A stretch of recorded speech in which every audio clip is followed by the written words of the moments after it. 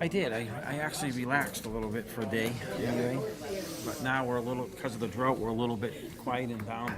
Oh. We're crazy, but Yeah. it's moderate now, so it makes it nice. You guys are on. All righty. So we will open this July 9th, 2018 meeting at 6:30 PM with the Pledge of Allegiance. If you'd all rise. I pledge allegiance to the flag of the United States of America, to the republic for which it stands, one nation, under God, indivisible, with liberty and justice for all.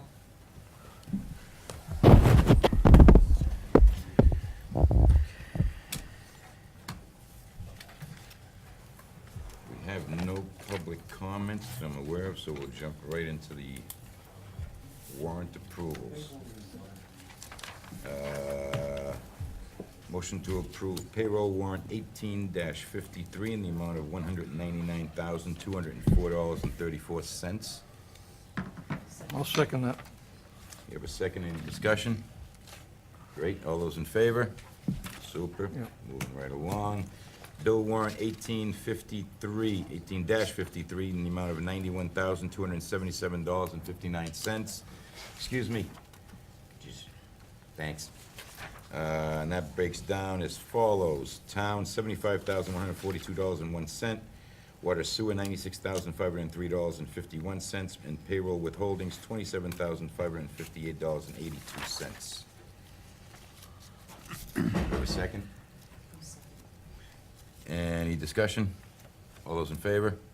Yep. Great. We have bill warrant 19-00 in the amount of $963,418.27, which breaks down as follows. Town, $143,897.49. Water and sewer, $71,115.50. Payroll withholding, $2,476.28. And retirement fiscal 19, $745,919. So just a quick question on that. So Denise, that retirement figure is the amount of retirement benefits that the town paid in fiscal year 2019? That's our annual appropriation for fiscal 19, yes. Okay, thank you. So I seconded it. We have a second. Any further discussion? Terrific. All those in favor? Yep. Payroll warrant 19-01 in the amount of $84,215.87. Can I get a second? Second. We have a second. Any further discussion? All those in favor? Bill warrant 19-01, the amount of $180,047.99, which breaks down as follows. Town, $39,413.63. Light, $80,318.49. Payroll withholding, $17,692.58. And health insurance, $42,623.29. Second. We have a second, a motion and a second. Any further discussion?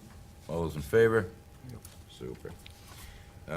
Moving right along to the appointments of Stephen McPherson, 28 Seven Star Road, Groveland, to the position of Custodian Facilities Coordinator effective July 10th, 2018. This position is for 40 hours per week at a rate of $18.50 an hour. Is Mr. McPherson in the audience? Yes, he is. Great. Would you mind just going to the podium? I don't know if any of us have any questions, but we'll start off with Selectman Carpenter. Any? No, I'm good, thank you. Selectman Watson? No, it looks like he got a resume here, looks like very well qualified. Selectman Dunn? No, my only question would be, is this a benefit eligible position? It is. So if you'll recall, we had this as a part-time position, and due to the requirements of both the custodial side and facilities, we've changed it to a full-time position. One of the benefits with Stephen is he does live here in town. He lives right around the corner, which is great to have a local person in this capacity. So if there's an emergency, if a situation arises, he's available. Another benefit is he has his CDL license, so he could drive a plow for us in the wintertime while he's doing the snow management of the complex here. So it's actually a win-win for us. So he'll be doing all the walkways and everything here with the Yes. snow blower and all that? Yes, correct. So is he gonna be able to get a truck from the highway to come here and do it? Yep, so the highway is actually refurbishing one of their older trucks to have here anyways, and then they can throw a plow on it in the wintertime for him to do the parking area. Okay. Well, welcome aboard. Thank you.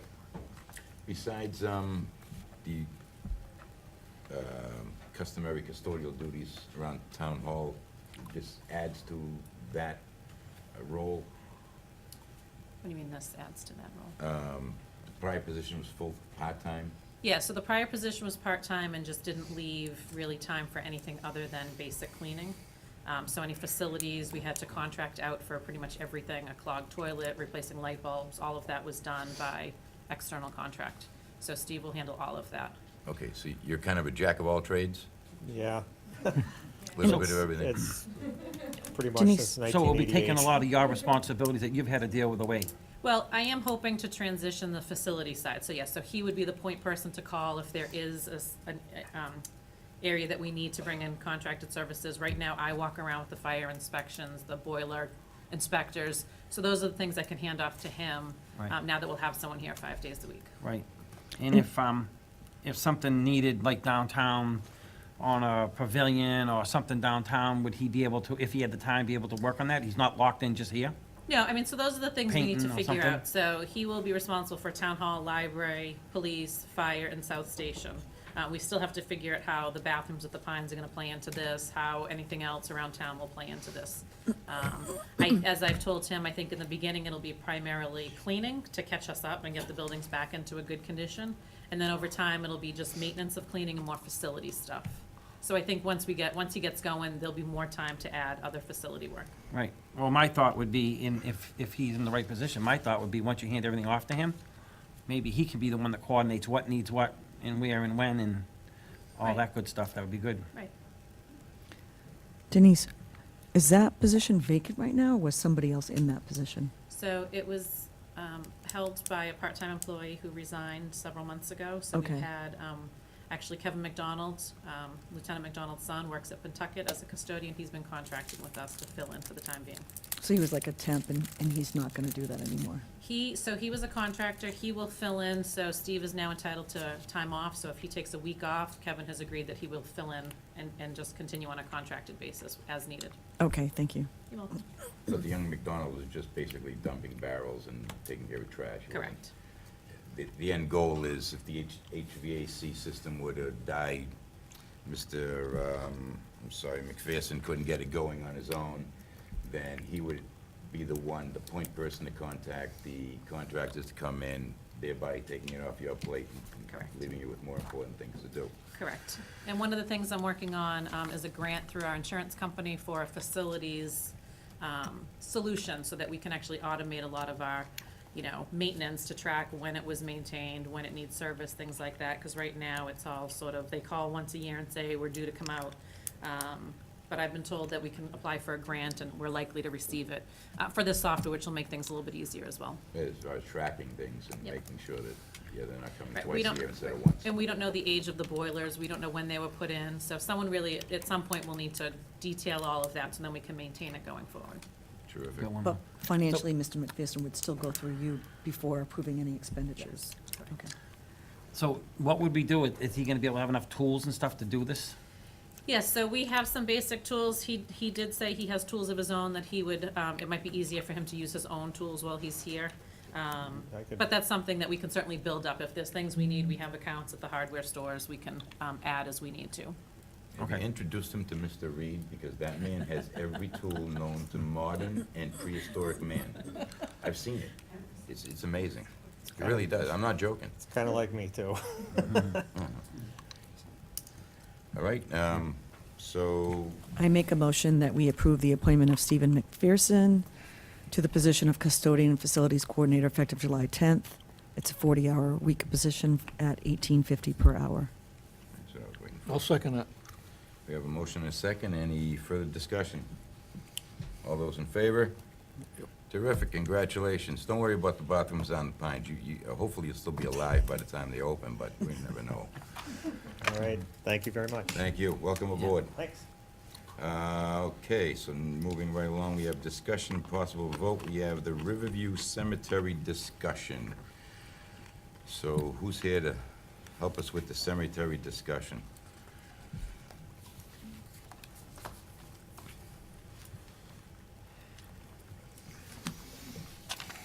How are you tonight? Fine, thank you. All right. So I guess we're trying to get a handle of what's going on and how we can help. Come on up and help mow the lawn. When do you need it? Huh? Every day, every week. I'm a little bit busy during the day, but Well, the lawn will still be there. I'll bet, hopefully. Yeah, right now we have one person who's working his tail off. He really is. He started off part-time. He's been working 40 hours a week. Last time I was here, we hired 2 part-time helpers. One person lasted maybe 2 days. I think Didn't 4 think- hours. Pardon me? 4 hours. 4 hours. He had a short day. The other fellow is sometimes hit or miss. We've talked to him. We have 5 or 6 applicants for the permanent job. Denise will be setting up some interviews with them. I'll be working with her. The Cemetery Commission voted, we had a meeting, and we voted to, as a subcommittee, it'd be myself and HR will interview these candidates and vet them as best we can, and then present our findings to the regular open board of the Cemetery Commissioners in order as how we feel they should be. Then they can go on and bring them back if they want to interview them some more. As far as the cemetery goes, we've had a lot of problems. Right off the bat, we spent over $5,000 in repairs for the 2 machines. That's why we asked for a new machine and got shot down to mow. One mower is down right now. I'm having a fella come in, hopefully this week, to take a look at it, because every time we take it up to where they work on it, it's like $150 off the bat just for them to come down and get it. I have had a couple of offers of trailers I can borrow so I can get the machine up there and have them look at it. But other than that, once we get a full-time person on board, hopefully things, will get better. There's been a lot of areas we found that were lacking as far as the paperwork goes and things like that. So I've been working, all 3 of us have been working diligently to try to get that up to speed and get on board and get it up to date. But it's just, this year's been a tough year for mowing. I mean, it's just, grows like the dickens. Hopefully now with this heat and everything, it'll calm down a little bit more. We have been working on the front of the cemetery. If you notice, the new trees were put in as part of the plan for the what they call the canopy, where it used to be some nice trees that we bought off a local contractor. Gave us the best price, and it's a better tree and a stronger tree, and they're coming along very well. And it's just learning the process. This is only my 2nd year. Mike's 1st year, and Deb, this is your 3rd year, 4th year starting. So, I mean, we're all brand new in this, and there's a big difference that a lot of people don't understand or realize between a municipal-owned cemetery and a private cemetery. My family and my plot is already reserved in West Newbury. Now, where that cemetery is, it's called the Merrimack Cemetery off of Pleasant Street. It's a privately owned cemetery. Bridge Street in West Newbury, privately owned cemetery. Chase Street, Bachelor Street, the Quaker Center, they're all privately owned by the survivors of the people who were buried there. We're all getting long in the tooth, so we can't get any of the young people, to help out on those cemeteries. But at least we have something to work with here in Groveland, where it is municipally owned, and we do get some money to keep it up. So it sounds like your biggest problem is finding adequate help. Help, exactly. That's what it is. We're hoping through, there's a couple of people that, looking over the resumes, that look interesting. Unfortunately, they live a ways away and don't know until we talk to them whether they'd be willing to come up this far. Right. It's a tough job. Nobody but nobody builds a cemetery on the grounds that the Riverview Cemetery is on. Nobody. How that happened is beyond me. If you look at any other cemetery, they're a lot flatter, a lot easier, rolling hills. These are sharp inclines, so it makes it tough to even to work the machines through there. So there's a lot of hand work, there's a lot of hand mowing, a lot of weed whacking. The front of it, that's beautiful. I mean, you know, we could put the machine on that and make it work. But as far as a lot of the rest of it goes, it's very difficult. Yeah, I imagine the first person wanted a real good, nice view. I don't know. Yeah, but he's way down back and nobody can see him anyway. Have you considered reaching out to, like, the school, the churches, area churches? I know my boys, they need community service time for confirmation, they need community service time for graduation. Maybe if you can get, 10 of them for 2 hours, each bring a mower, and give them 3 hours community service or something like that in exchange for more. I don't know, I'm just trying to think to help you out. You know what I mean? The problem with that is, as I found out when I was fire chief and we had community service in West Newbury, the police would arrest somebody, bring a young fellow, we're going to give you community service, go wash the fire trucks. Well, I've got to pay somebody to stand there and watch them. We can't let them do this on their own due to, insurance constraints and just liability. Yeah, I would So- have an issue with volunteers, kids using the equipment on a volunteer basis, because then they wouldn't be covered under our insurance. Last year, the fellow that was full-time also had a good friend of his who, was older, in his 20s, who loved to mow. So we actually had 2 people up there all the time. And this fellow, I said, well, maybe we could, you want to, no, he says, I can't accept any money. I just like doing it. He's a friend of mine. And he would come up and jump on one of the machines, and he'd give us 25, 30 hours a week. Where is he this year? I know, exactly. But they were just good buddies, and they chummed around, and he'd just come up to help and, have lunch with them and mow for a few hours every day. And that was a tremendous help, and we don't have that right now. All right, I'm not out of ideas. Is there money in the budget to, say, bring in a third-party contractor to help them out in the interim, just to, get them by until we can get some full-time or some adequate help? Yeah, although Rock can probably better explain, I mean, a lot of it has to be done by hand with a mower because Right. of the way the graves are, and it's The not, only you other can't just thing- ride around and cut the grass. No. Yeah. The only other thing is if there was any downtime, which I know there isn't with the highway department, they've got mowers and they could come over. Right now, I'm down a mower again because the belts all got all tangled up in there and I have to have somebody come in. I'm hoping to get somebody that, he has a trailer and he fixes mowing machines, things like that, on site, which would make it a lot easier for us. And I know Selectman Watson has offered the use of his trailer to help us if we had to bring one up to M&B Tractor or something like that. But like I said, we reached out. We only got 2 or 3 people for the part-time help, and then they realized it's a tough job. You're out there in the sun. There's not a whole lot of shade, and it's nonstop, and it's a boring job. It's fun to mow the first time, but you keep going by Mr. So-and-so every time you go by the the headstone. I've seen him 3 times this week. It's really getting boring.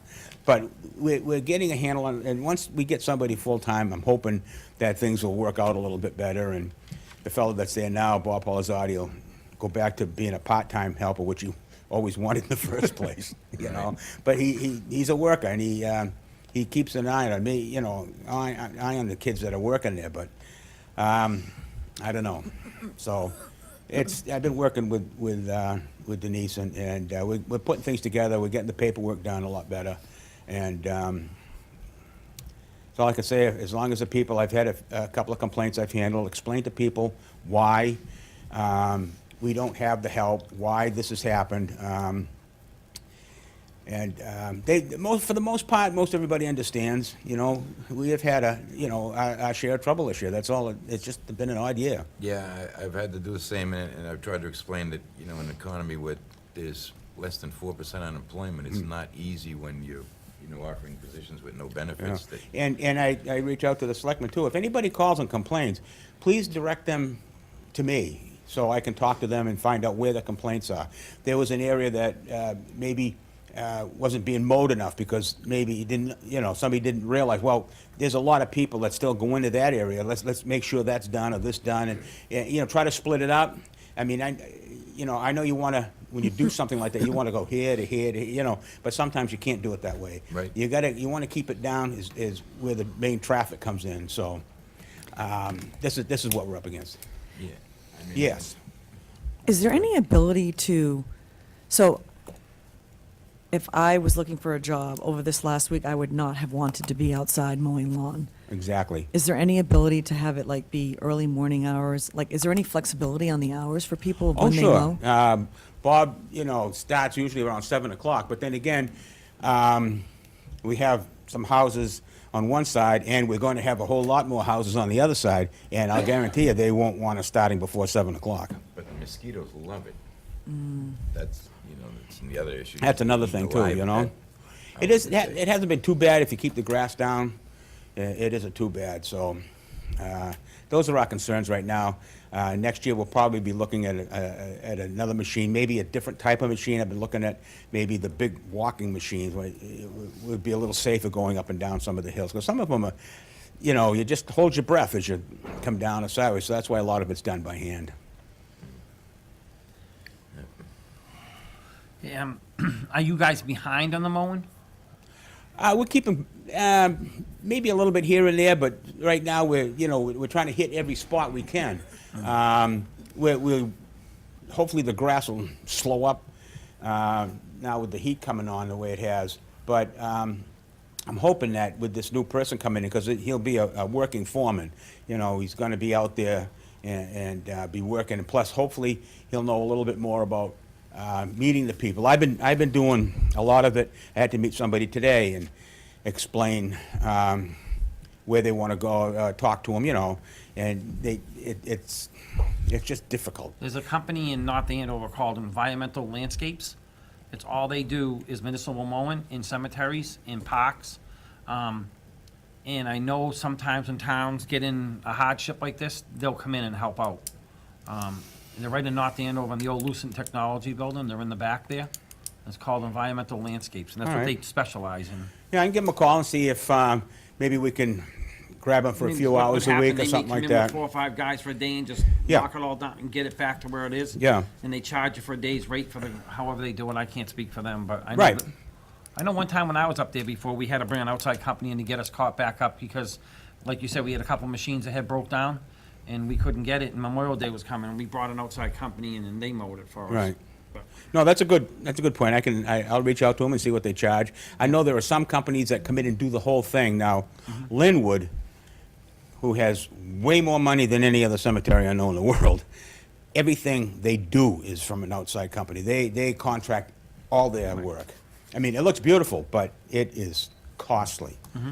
And our budget in total wouldn't be able to support all of that. Now, this new hire you're talking about, it's imminent, but it's not tomorrow, right? You haven't even made No, an we're going offer to, yet. no, that's why I We haven't had. even interviewed. You haven't even interviewed. No, so- I had two meetings. I had to have one in the morning for one person who works at night and was off, and another meeting in the afternoon with Deb, because she gets out of work at 4:30, and so that we can all come to the same conclusion is what I explained, how we're going to just have a subcommittee, because it's easier for Denise and I to get together during the day and go over this or in the evening, and then we will bring all of that to the cemetery commission. They can make their judgment. Right, what I'm getting at is you're probably at least 2 weeks away from hiring that person, right? I And would say getting him on board? we're a lot longer. Yeah. We're a lot farther away than that. A month.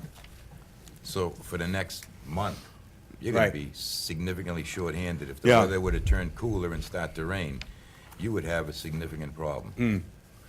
So how do we help you now before that becomes a Well, significant problem to you? I'll reach out to this Environmental Landscapes and see what they can come up with, and we could, I don't know if it would take a town meeting vote, Denise, if we took some money out of the, depending upon how much it is, out of the total, what we're gonna pay somebody for a full year's salary. Yeah, a town meeting has to move that money. Okay.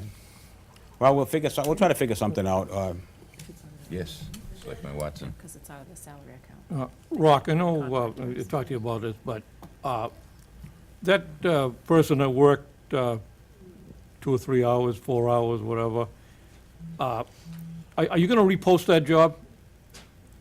Which- That part-time job that he quit? I don't know, we're gonna talk about it. We have another meeting coming up, so we'll have to talk about that, see if we can pick up another part-time person. Because when the original plan was a full-time person, also somebody for the office, to work in the office, Correct. and then another part-time person. Right. If that person quit, I would think that you'd want to repost the job and see if you get anybody else. Yeah, well, it's worth a try. I don't know how long that would take. Right, although initially, we were not looking for 2 part-time employees. We were looking for we bumped Bob up to full-time, and we Right. had 1 part-time, and then we had a second one come forward, so. I don't know, this is the second person in 2 years that has quit like this. They just don't want, kids just don't want to work even when we're paying them. That's why Yeah, the no matter- volunteers right. aren't going to want to go out there and work in the I sun. think, I'm and- afraid that's, I hear you, sister. that's the lay of the land right now. Oh, believe me, I know. I If see you, it. if you bring that mower up to MB, Mm. it's gonna sit there for 2 to 3 weeks, because we're going through the same thing. They can't find help to fix them, and they're way behind. I understand that. That's why I'm looking at this fella that goes around, he does my stuff at my house. Yeah. And I asked him if he's worked on zero-turn motors. He says, oh, yeah. So he was on vacation. He's supposed to get a hold of me. I didn't hear from him today. Hopefully tomorrow I'll give him a call and see if he can come up and take a look at it. And he has stuff and parts, and he does it. And, you know, we save money just not being able to truck it up there. Right. Then I'll know, is it worth it or isn't worth it, that's all. And I just want to comment that, over the last few weeks, Rock and I have spoken to several different cemeteries and companies, and we are not the only one looking for help. There are several cemeteries around, they just can't find help. Oh, So we're not the only ones, it's not unique to us, it's, unfortunately, it's a specialized trade that, there's only so many people out there. that are Apparently, it's a available. real fast dying trade because there's nobody around, No pun intended. so to Any speak. kind of manual labor job, no one wants to do anymore. I can tell you that. Oh. They don't. No, you're right. Absolutely. You won't find any kid that wants to go up mow grass or do anything. No, well, not unless I put some kind of a thumb thing there, maybe on the mower, and he can, Oh, yeah. and if play he his can game. sit in his bedroom and guide Yeah. the remote control on his TV, he's all good. I know. But believe me, we are pulling a lot of time and effort into it. I'll be honest with you, it makes life tough. I'm up there almost every day at least, trying to get something straightened out, and we've all put extra time in. And this was supposed to, I was asked to join to help out. I didn't realize it was going to get dumped on my lap, but Well, thank you. it is. I know It is what it is. I just don't like, whatever I get involved in, I like to have it work. And this is very frustrating. I mean, I ran a fire department with 35 guys, and a whole lot easier than this has been. I'll tell you that right now. I know, and the main point of this whole meeting was to make sure that you know that we're as supportive Yeah. of you as possible. I appreciate and it. we're here to lend a hand. We want to be proactive in the situation before it gets out of hand. What can we do? Come to us, let us know. We'll do whatever we can to make sure that, your Well, life- we may be coming. you don't end up in West Newbury Yeah. before your time. Thank you. Although there's probably a list of people that would like to.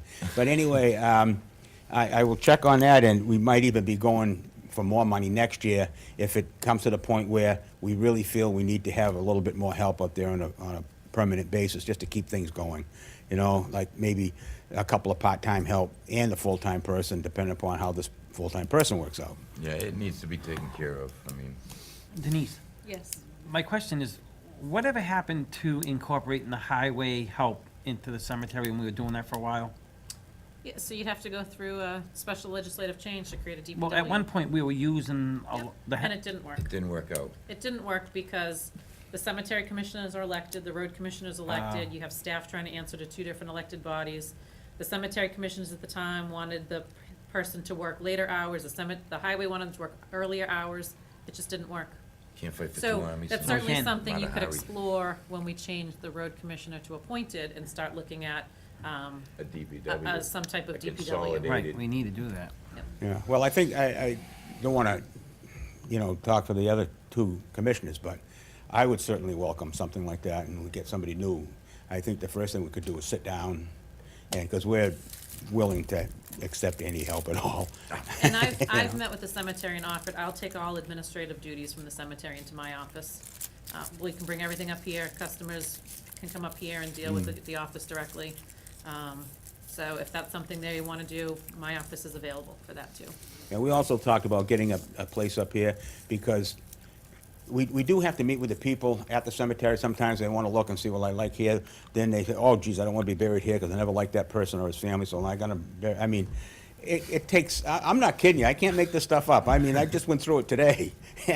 Okay, well, let's go to the other part of the cemetery, maybe you'll find some friendly people, but. Know anybody here? Yeah, I'm serious, but they have to come down here, they have to, you know, pay for whatever they're gonna do, and then they tell us down here that it's paid for, and now we can start a deed, and it might be easy if we had, we talked about maybe even moving all of our office stuff down there so we can all meet at once, and when we go on computer, and then we have a full-blown area of the cemetery, we can show somebody, you know, instead of physically have to go and walk around and check out the places.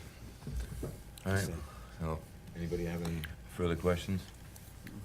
I want to thank you for your time and. No problem. And make sure you thank the rest of your members Oh, for their well, time and Debbie's here. dedication. Thank you. And Mike is flying, Yep. so. Thanks, And Mike. Again, Yeah. let us know what we can do to help out. But like I say, if anybody if anybody has any questions and they talk to you people, please give them my name and number. It's on the sign out there, and so I can deal with them and alleviate their fears that, you know, that we'll be taken care of no matter what. Terrific. All right? Thank you, sir. Thank you, thank you. Oh, yeah, you can't forget that. Moving right along, we have Clean River Project presentation with Joe Demore and Rocky Morrison. He's going to basically work on the subjects of awareness, safety measures in place, alternative safety measures, limited cleanup with booms, and comprehensive cleanup with booms, as well as an expanded services from Clean River. Thank you. Thank you, Chair. Thank you, Board of Selectmen members. Groveland has a lot of problems. We have a lot of concerns. We have a lot of things we have to pay for, the competing priorities. What I'm going to present here tonight is not the biggest of the issues we have, but it's the only issue that I know that if there's a tragedy, it becomes a very big priority.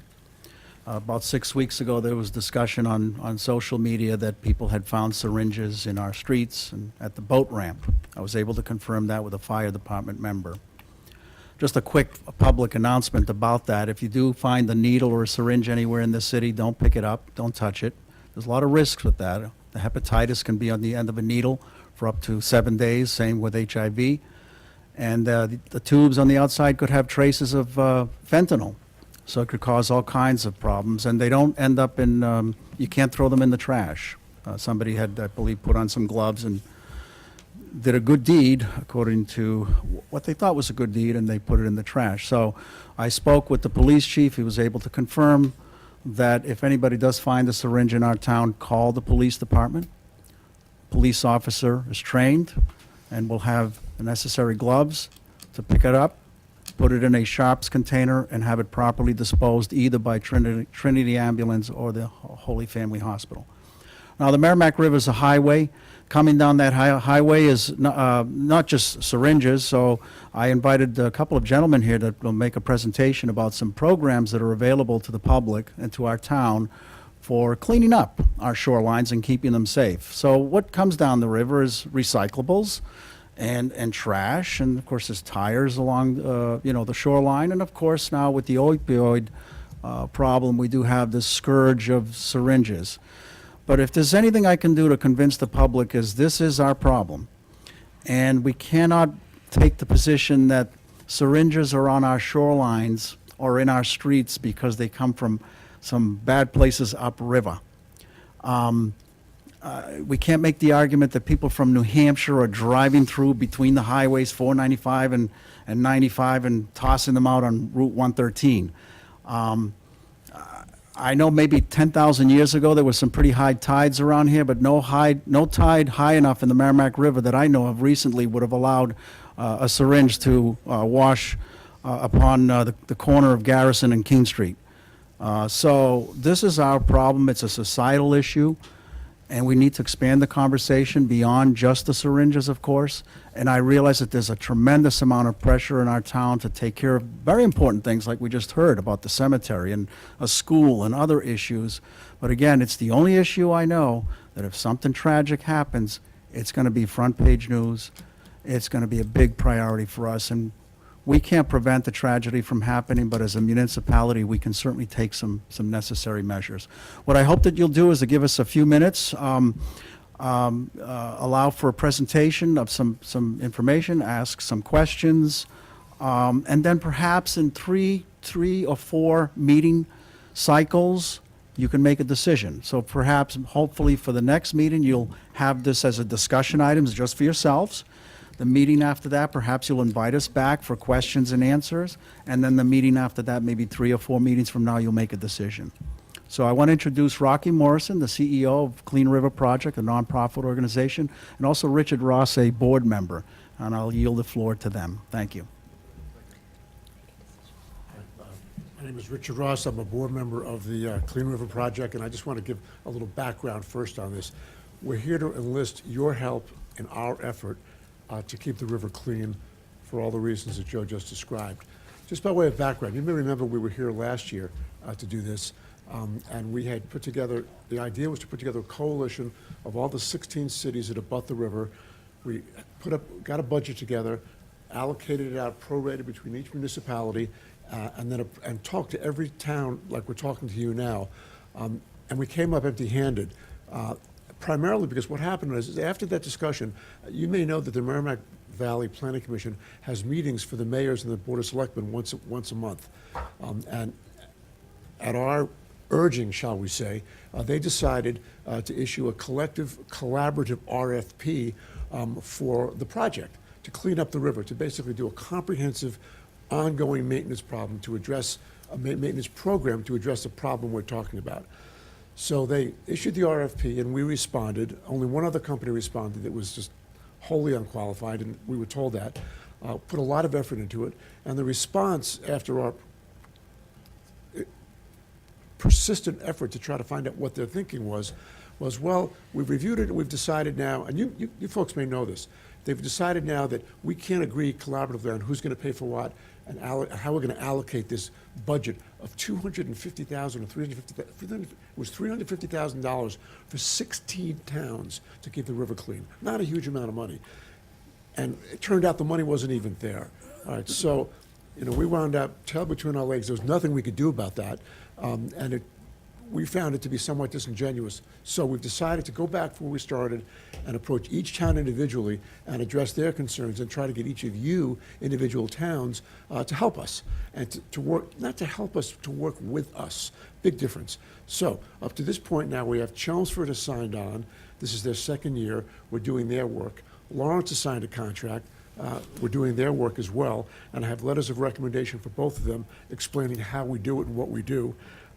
We have a project, we have a proposal before both the cities of Newburyport and Lowell, and we're cautiously optimistic that we're going to ask that they will also participate in an amount that's comparable to what we're asking from you. So it's frustrating for us, but we've decided the way to do this is to appeal to you individually and say, you know what's in your river, you know what's in your town, you have your crew kids rowing here, you have marinas, you have an environment you want to keep healthy. It's not a lot of money. If you do it here and they do it there and everybody does it, we can put a dent in this project. All right, now, as far as the project is concerned, Rocky's going to talk all about this and make his presentation. We have letters, and we can make copies for everybody. We didn't know exactly how this is going to go. We have letters of recommendation from Chelmsford, from Lowell, from Lawrence, from Wayne Capilupo at SBS, who we all know is probably the biggest private entrepreneur in the area, who actually built this bridge down here. We have budget, we have a scope of services that will outline with absolute specificity exactly what we're going to do and when we're going to do it and how much it's going to cost.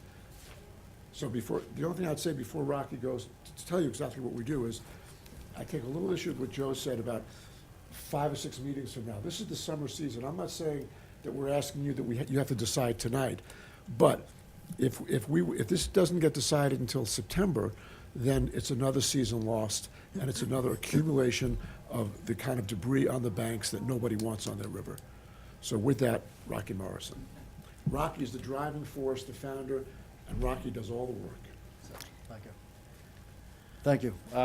One thing I'll start out with is we do have a contract with Chelmsford in Lawrence. The mayor of Lawrence said it's a no-brainer for us to put our booms in the water and start collecting the needles and everything else coming down the river. So every time that boat goes out, whether it goes out Chelmsford or Lawrence, there's a manifest. There's a captain's log, who's on the boat, what's collected, how many hours, and then there's photographs of everything we do that day. So everything's documented. So every month we hand this to you guys, whether it's the DPW director who's working with us or whoever, which we have partnerships with them, So we answer to them. So basically, like Lawrence, same thing, is a manifest. Every time that boat goes out, there's who's on it, what we collected, how many hours, and the photographs. Same thing with all the booms, we take photographs of everything, so it's documented. So you know where your money's being spent, and basically, we take out the DPW staff to show them the shorelines before and after during the summer times, and we work as a partnership. And basically, as you can see, these booms here, what they collect, this thing here, this collects everything from construction debris to the stuff that's being released out of the storage facilities, the overflow systems that you see in the paper.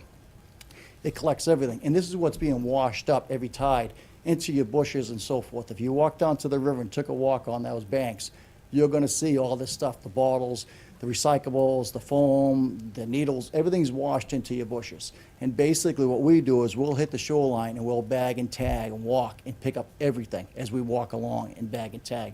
And basically that's how we've been doing this. This machine here is a hydraulic arm. It actually reaches in and grabs all the deplorables out and loads it on the boat. So we invested a lot into this system and our equipment. And we have, we'll cover every volunteer that comes out. If we do a volunteer day with education with the schools, I see the kids are here from Groveland here. We educate them, and we have insurance for every student or every person that comes on our boats. So we've invested a lot into our 14 years of doing this. To prove that it can be done, and we are growing, and we're bringing more equipment every year to the river here. Just add one thing.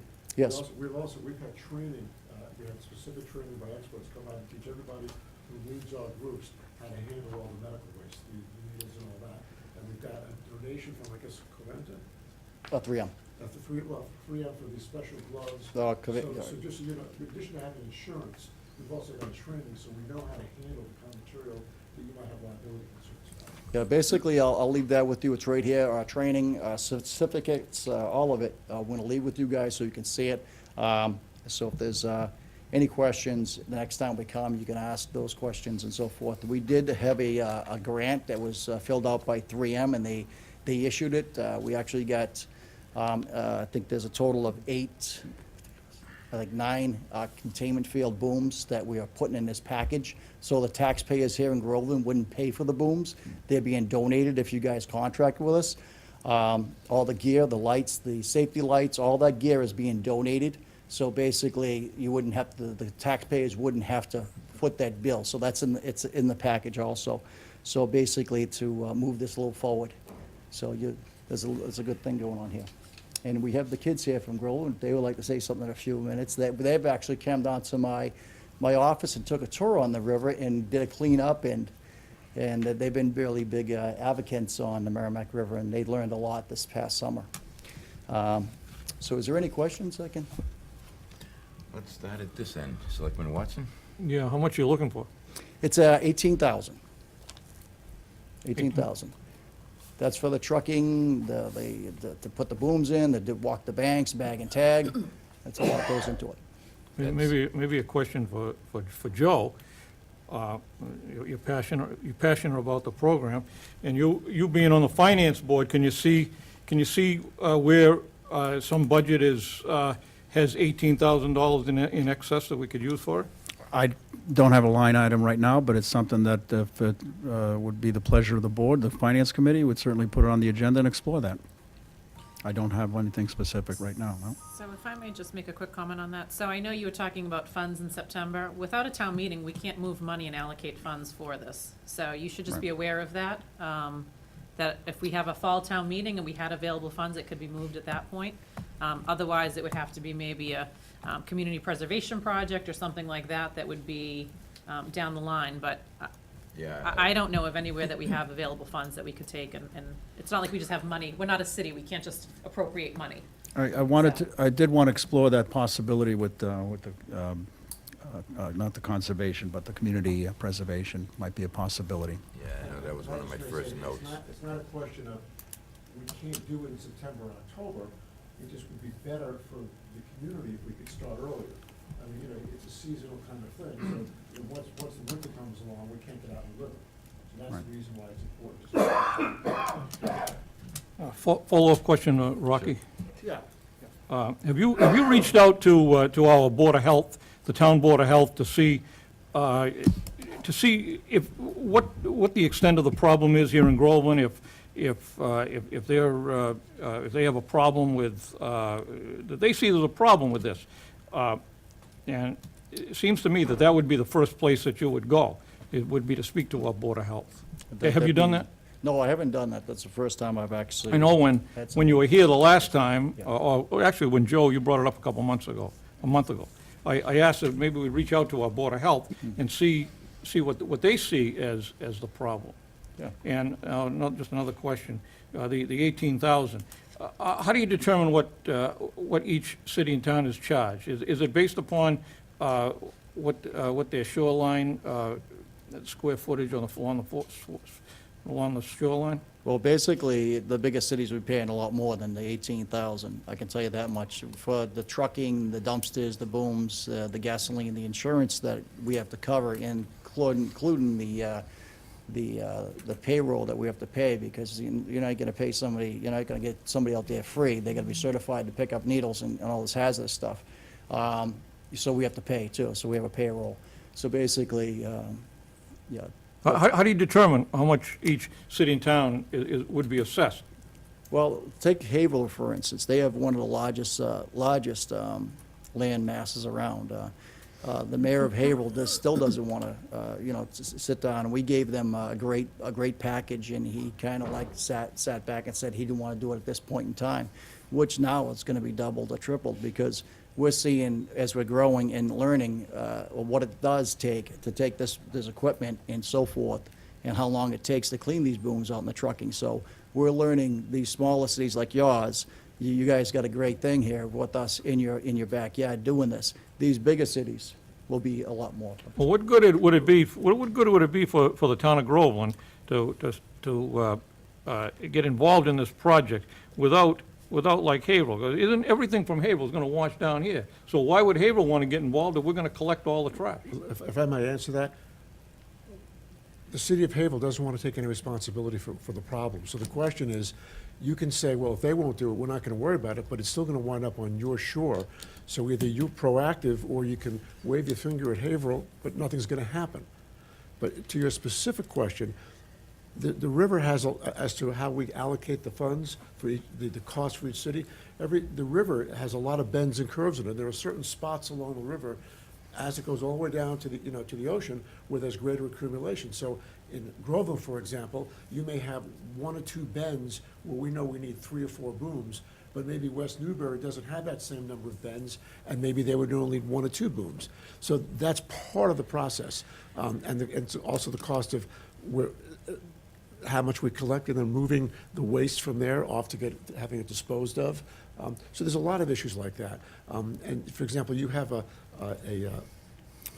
crew area around here. You have more marinas, and the marinas themselves may catch more stuff, and you may decide you want more stuff to be cleaned up because there are marinas there, because that's vital to your economic and recreational interests, and because you don't want those kids falling out of skulls into a pile of crap. So there's a lot. Maybe that's not with as much specificity you would like, but that gives you an idea of what the analysis is for each city. That's like saying that when Haverhill loses all their stuff, they got millions of pipes coming out, and that's all washing down on your bends and hitting your shorelines. You're gonna tell the residents here that we're gonna be like Haverhill, we're not gonna do anything, and it's just gonna pile up on the shorelines. And when the kids are down there playing, fishing, or whatever else, they're gonna trip over this stuff. So it's today's society, you gotta take ownership of your land and in the public and what's going on with this Merrimack River. You just can't turn a blind eye like the mayor of Haverhill. You gotta take initiative to make change. And we're not asking for $1 million here, we're just asking for a little $18,000 to bring equipment here, bring a boat here, and clean your shorelines, and it's a summer program. I don't know where you're gonna find that. So, as you can see in the pictures and the manifest I'm gonna leave here with you, you can do your background checks. You can go online, see our website, see our Facebook page, and I got some great kids here that like to speak, and they can tell you what they've learned and their mom here and so forth, and they witnessed this. So, Do you have any pictures from the shoreline of the town of Groveland so that we can actually see what the problem is? I can go out and Yeah. document this. I can take the health inspector out and walk this with him, and he can give you a report also. I'll take Joe out, and anybody else who would like to get on a boat with me, Female. and we'll do this, and give you a report and pictures. Our Selectmen health done? inspector's a female. I was just correcting. Okay, so I got a couple questions. I understand what you're saying, 18,000 is not a lot of money. I mean, it isn't when you're running a town like this. But my question to you is, has anyone contacted the Fish and Wildlife? Only because they're responsible for our riverways and what have you. You'd think they would be putting some money or getting some grant money from the state or wherever they get their money. I mean, they're building boat ramps and they're building all of these nice things to get the stuff into these ponds and what have you. Do you think, do they have anything out there that would, Not really, not really. There is some grants. We filled out a grant for Mass Environmental Trust. They've been with us 5 years. Every time we filled out a grant, because we're going after vehicles, pulling vehicles out, we pulled 81 vehicles off the bottom of the river. This is the drinking water of the communities. We just got a $45,000 grant to go into Lowell and clean up all the homeless shelters with all the hypodermic needles all over the place. There's tree dams, and you guys got a lot of trees floating down this way. In Haverhill and Chelmsford, there's these massive tree dams that are piling up with all the debris. So there's, so basically, if, so we are filling out grants. If we find one that fits Groveland, we will fill it out. But So- what I'm but there's- saying, but just not specifically Groveland. Right. The shoreline from wherever it starts to wherever it ends in Newburyport. The Fish and Wildlife or the EPA, and none of these guys will help you guys out with this? No. And let's be realistic about the political climate we're in right now.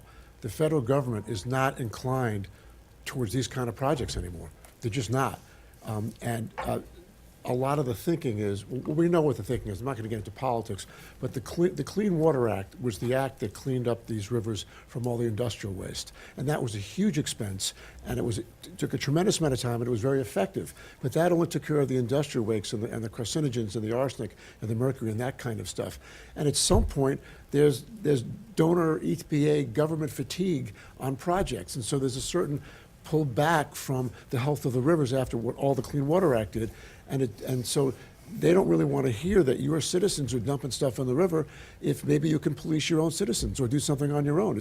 This is really a local problem. This is not a federal problem in the sense that it's coming from all over the place. No, but it isn't, and I agree with what you're saying, but we're not the only river in Massachusetts. There's other Correct. rivers and what have you, so I'm sure they have syringes in their rivers and what have you. So you think the EPA or the Fish and Wildlife people would have programs in place? They I mean, have we're some. not the only river in the United States. You know what I mean? Correct. And I don't mean to isolate it onto Groveland, I mean as a whole. Do they have money as a whole, the EPA as a whole? That's all I'm asking. To our knowledge, I mean, I'm not an expert on that, I can't say, but to our knowledge, they do. They have money for things like industrial spillage, and those I kinds got of it, things. I got it. But not for this kind of stuff Okay. that we're aware of. So- And that's what the Riverkeeper, you've heard of Bobby Kennedy's group, the Riverkeepers? This is a national organization that's trying to coalesce support around rivers. That's what they're trying to do on a federal basis. I got you. So what I'm saying is when you guys said earlier, and back to Mr. Selectman Watson's point, is let's just say we signed up for the 18,000, okay? And we signed up to do our shoreline. Number one, it's been going on for how long? And number two, and I understand your point, and I understand Ed's point, the stuff's gonna keep coming down the river, it's gonna keep going in there, it's gonna keep going in. We're gonna clean our shores today, but tomorrow, it's gonna float right back in again. So until we get everybody on board, Correct. we're not gonna cure this problem. So I personally think you would go to a higher level. Has anyone gone to our senators, our representatives? We've talked to various state representatives, to Kelcourse, O'Connor, and whoever else we've talked to, and you get a song and a dance. I'll tell you, now I can say this, I don't care if this is public. I was told when this coalition failed, and after we filed for the RFP, we responded to the RFP and we gave our proposal. And our suggestion was, when they said to us, well, we really don't have the money, we don't know where we're gonna get the money from. So we proposed to them, why don't we as a group, 16 towns and with us involved, why don't we even hire a lobbyist and go to the state and see if we can get state money? And the response we got from these people, the coalition people, was, well, a lot of the towns don't really value this as a priority, and they don't want to waste their political capital on cleaning the river. That's the response we got to your question. Okay, so sometime the squeaky wheel, what's that saying? Sometimes the squeaky wheel. So what would happen if you went and got Groveland and say some of these other towns and you had a big meeting like this on a Saturday or whatever, and put 4 or 5 towns into a room and open up to a public meeting, a public hearing, you think that would help?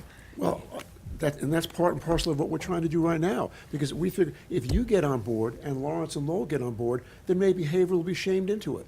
You know, and if Newburyport's down there, they're gonna, we really feel. But if we were all sitting in a room, Haverhill, Groveland, West Newbury, and Merrimack, and Amesbury, we're all sitting in a room, we all had representatives in a room, They wouldn't. they may listen. Sir, we You got tried, children here, you bring the children in. sir, we tried to make a presentation to all the 16 mayors with this group that meets once a month, and we couldn't even get on they wouldn't even let us go on their agenda. Really? I do just want to clarify, so Groveland is not part of that coalition. It is the mayors and managers, the smaller communities are not invited, we are not Okay. allowed to participate. And So it is not all 16 communities. Okay, and I appreciate that, but it was a significant enough number, it was a significant number. We were told that they were representative of the Merrimack Valley and the communities that abut the river. Right. So, I'll shut up after this, but what's gonna happen is we need $18,000 if we were gonna do this. The way the government and the finance structure's in the table, the way the government's set up, you just can't pull 18,000 out and say, here, we're gonna give you tomorrow, start your job.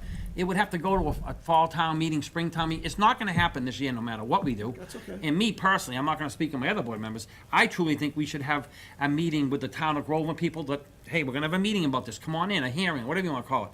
Give us your 2 cents, you know what I mean? And spend their money, they may say, hey, this is an important thing, let's spend 29,000, I don't know. But I mean, I think we need to have, Joe's point, more meetings about it, but incorporate the people. Let the people in town know, it's their money, let them come in and see the situation, you Sir, know? we'd be willing to do every one of the things you just said. And the You'd last have- piece, You'd have our full participation and support in every one of those Said just one efforts. more. I'm gonna do 2 more, sorry. Our conservation, is there any conservation funds for this kind of stuff that you know of? Okay. I do have a question. First of all, 18,000, what are we buying with 18,000? We're getting the cleanup besides an assessment, you're getting a cleanup with the boat. Then you're also going to get the placement, or what's called the setting of booms, which are these devices that will catch stuff. And you keep them there for what, a few weeks, a few months? All summer long. And then you have to pay for someone to go in there and take that stuff, and you can't use your bare hands. There's machinery to do that. So when I look at, and I'm not an expert in this, but I've been up and down the river in my volunteer work. Shanahan Field, if you're standing on that shoreline, as I did a week ago, the river is coming right at you. It's going from west to east, and then it makes a sharp right-hand turn, and behind Estes Park, it's a great collection point. There's also estuaries back there. So little slivers of waterways coming off the river going deep into it. Those are great, I've done enough reading to know those are great collection points. And of course, we get boat ramps. Boat ramps is a great collection point. I'm not surprised that we found something there. There is a potential funding source, Bill, but it's never going to happen.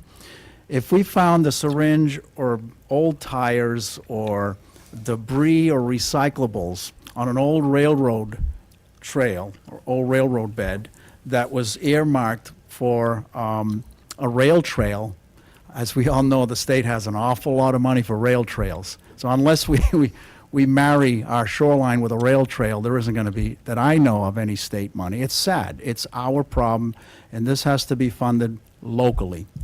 And so what we get for 18,000 to me sounds very reasonable. Thank you. Selectman Carpenter, any questions? No questions. I'd like to say one thing. I understand that this won't happen this year, but if we can move forward, put it all in place, and like you said, get the city, to get the town folk to come out and have a meeting on this, I'm all for that. I'm really aware of this. I just have 2 quick questions. Sure. We'll wrap it up. That's 18,000 per year. Yes. And if I was going to go and try to view this process in action, where would be the best place to go? We take you on a boat either to Lowell, to Chelmsford or Lawrence. I'd say you come to Chelmsford, see Chelmsford shorelines, and then float down a little bit further and go into Lowell and see how bad they are. And you'll see the difference between how clean they are and how bad they are. And that's basically what's going on. Okay, so I can set I'd that. also recommend call the town manager of Chelmsford Chelmsford, yeah. and let him, and have a conversation with him, see if he thinks we're doing a good job and if it's working. Yeah. Okay, so in the meantime, I guess I want to wrap this conversation up and move on. you will reach out to our Health Department. health department What about that? and take or harbor master. Well, I don't know if the harbor master is really appropriate, I don't know. But they're if they- there, you know. they're standing there. Our harbor master is Haverhill's harbor master. Yeah. Don't we have dock masters? Right, but they don't take care of the river. Yeah. No, I was just gonna I was gonna ask if we can get a letter from our dock masters and ask them to give us their opinion of what they see down there. They're there more than we are.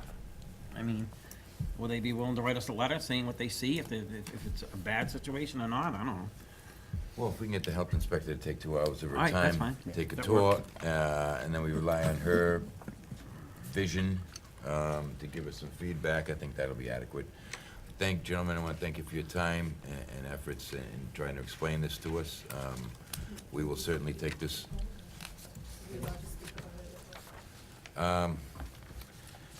Really trying to, we've already had more than a half hour in this conversation, and really trying to move the meeting along, because we do have several other items on the agenda.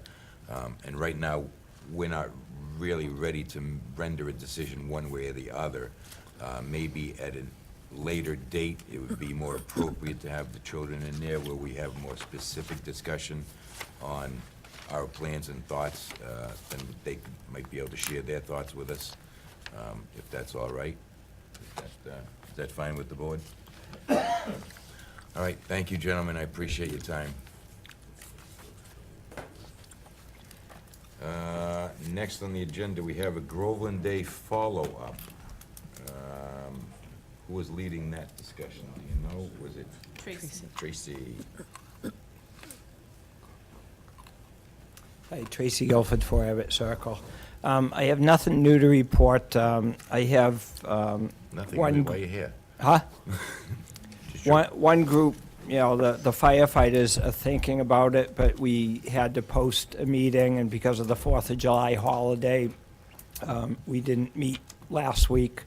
So we're going to be meeting tomorrow night to discuss the possibility of possibly the firefighters taking that on for this year. So I will report back to you in 2 weeks and hopefully have something. It won't, you know, yeah, I don't want to say anything without, you know, like I say, we had to post our own meeting.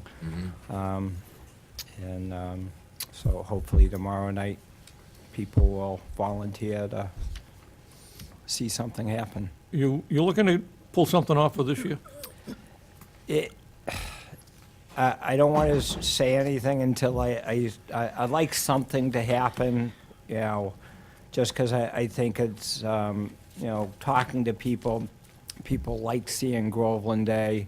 It definitely won't be anywhere near what has happened, but, you know, I'd like to get us into the habit of doing an event on the Saturday following Labor Day, so that we start the motion again and get people excited about, people are used to something happening that weekend. So whether it's Groveland Day, or it might be something called differently this year, because it might be a disservice to call it a Groveland Day, because, you know, anyone who had volunteered, talking to them, it's a year project. Soon as one Groveland Day is done, you're planning for the following year. So, like I say, we might be looking at something happening that weekend in hopes of gauging the public's interest and the groups that are involved, to see if they want to see it happen, and then really shoot for Groveland Day 2019. So, like I say, I will keep you posted, but that's all I have at this point. Terrific, thank you. All right? Any other questions, comments from the board? All right. Keep pushing that ball forward, hopefully Yeah. it'll happen.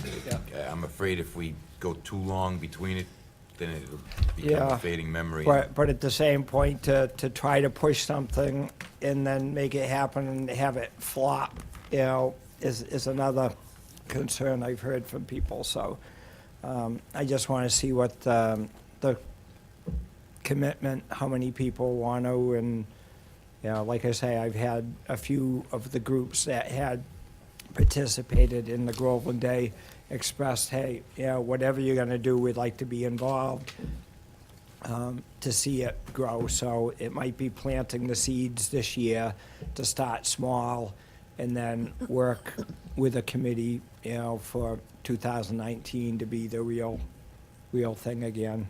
Great. So, I'm crossing my fingers. I and a number of people don't want to see it die. We thought it was a great Groveland event and would like to see it come back. So did I. Keep us in the loop. All right, thank you. Thank you, sir. Okay, moving right along, we have the employee annual appointment to appoint Ellen Petrillo, town accountant, reappointment through June 30th, 2019. Yes, she was just missed off of the list last meeting.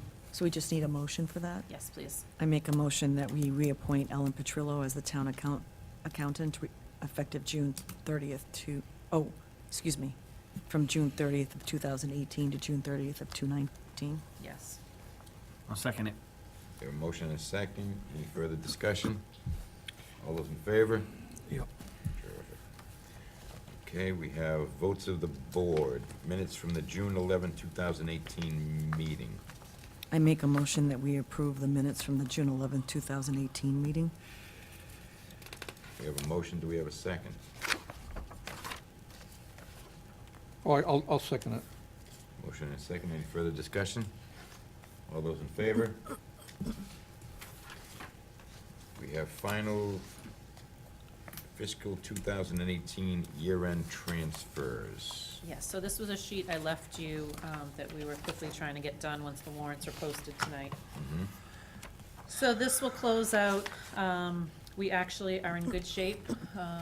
The total of our general fund balance, even with these transfers, is just under $100,000 that was left. Departments did a great job, really watching their budgets. I had asked them to be conservative with their spending, given the large deficit in snow and ice, and they really did a great job watching their expenses and making sure that we were going to end the year with a surplus. So, for the transfer from column, I actually only picked some of the larger items so that we didn't have to make a million different transfers. But those are where we're taking it from, the 89,605, and that's, and the transfer to column is where we're filling in. If you have specific questions, I'll be happy to answer them.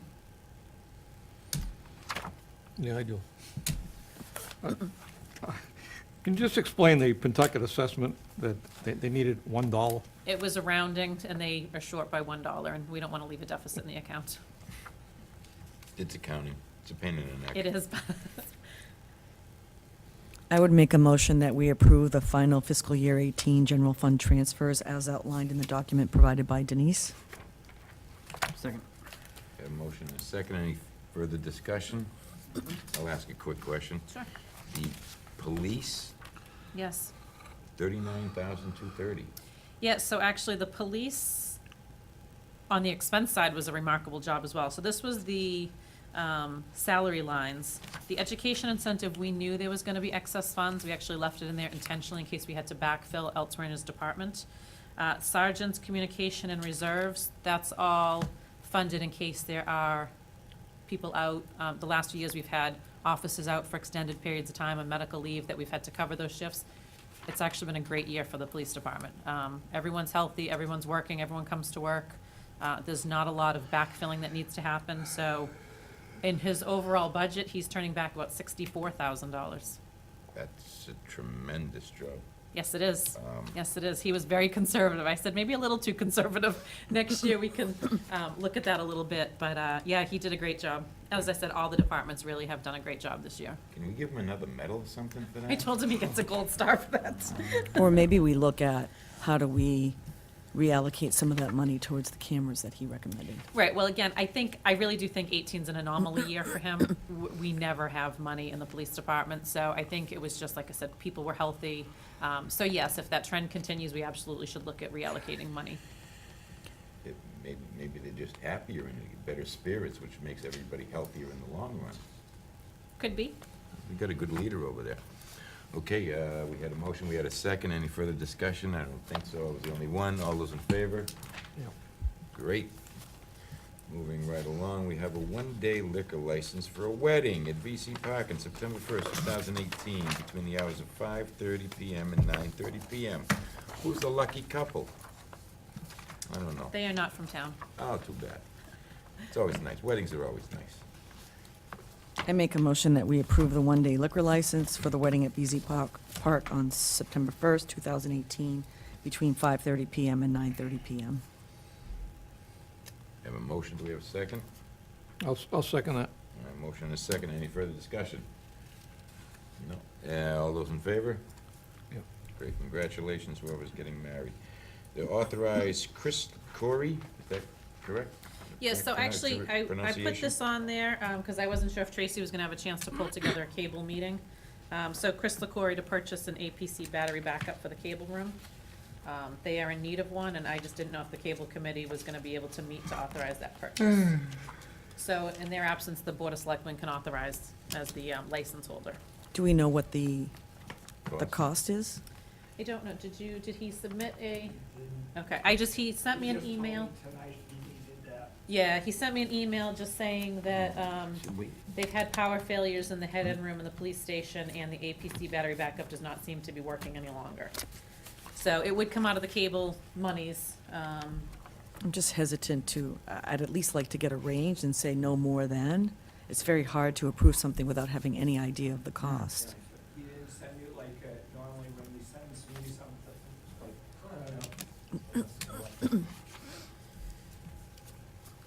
Tracy Guilford, 4 Abbott Circle, chairperson of the Cable Advisory Board. He didn't send you, normally when he tells me he needs something, he sends me the quote with the amount. No, he didn't, he just sent that email, he said he was gonna try it, he was gonna speak to you about it, but like I said, I was just concerned that the equipment was failing, and I didn't know if you had a Yeah, meeting well, planned, or. The uninterrupted, we can postpone this vote for 2 weeks so we can get the actual quote on it. But what the uninterrupted power supply does is when the power goes out, it keeps the stuff, the equipment electrified. And I think the power outage that we had a few months ago killed the rechargeable batteries, so we'll have to replace it. But just so you're not put into a situation, let's postpone it for 2 weeks. We'll get, well, we can probably call a cable board meeting and vote to do it, so you won't have to worry about it. Okay, so I make a motion that we table that item to the next meeting. I'll second it. And then I'll let you know. Motion and how a we do. second. Any further discussion? All those in favor? Great. Thank you, Tracy. Good call. So just let me know if I need to put it on their agenda, please, thanks. Okay, next up, we have old business. So we'll start at my right-hand side of the table, Selectman Watson. No, I don't have anything under old business. Okay, Selectman Dunn. I had passed over a letter, and I have heard back from the gentleman about the mowing the pines and possibly the VC. Can we get that on an agenda, or we don't even want to have it for an agenda item? What's, A letter for, I don't know, it didn't make it to me, so I'm not the sure. night I left, I handed it. No, I think you gave it to Bill and asked him Oh, to I'm put it on sorry. the agenda. you get it with me? What did I do with it? It never made it to me, I know you spoke about it and you handed it right over to Bill at the meeting, but I've never seen the letter or the people. All right, well, I don't know what I did with it, Bill. all right. You handed me a letter? Yeah, it was a few meetings ago that a company wanted to know about mowing the strawberry fields and mowing VC Oh, for hay? for hay and give the town back the money for doing. Oh, did you give it to Mike? Mike was chair, I've only been chair a couple of meetings there, so. I know we discussed that way before. Well, maybe we can find out from, So I guess the question on that is, what is required in order to do that?